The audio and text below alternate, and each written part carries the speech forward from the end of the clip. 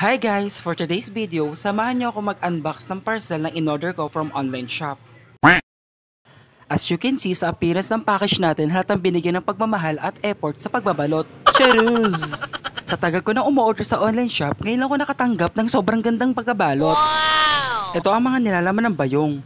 Meron siyang rock or patungan, meron din bote, at another bote, at meron pang isa pang bote. At last, bote ulit. Charuz! Happy yarn, tara i-check naman natin ang laman ng box.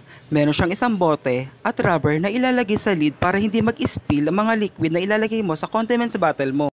O ayan, 4 na buo at walang damage, kaya happy ang person. Charuz! Siyempre sasamahan nyo pa rin ako sa pagbuo ng condiments rack natin. Watch till the end nga, diba? Nako, parang hindi ka nag-greet to dyan. Meron siyang tornilyo at pangpihit na masakit sa kamay. Tara, i-assemble na natin, baka ma-assemble pa ng iba to. Sisipatin natin para kunwari expert tayo sa pagbuo. At dahil nga kamag-anak natin si Jollibee sa pagiging bida-bida, na-damage ko na yan dyan at hindi ko na yan ipapakita sa inyo. Kasi nga, perfect ako. Charuz! Ayan, buo na at magpanggap ka ng walang sira. At dahil pinanood mo hanggang dulo, huwag mo na rin kalimutan i-like, i-share at i-follow mo na rin ako for more video. Bye!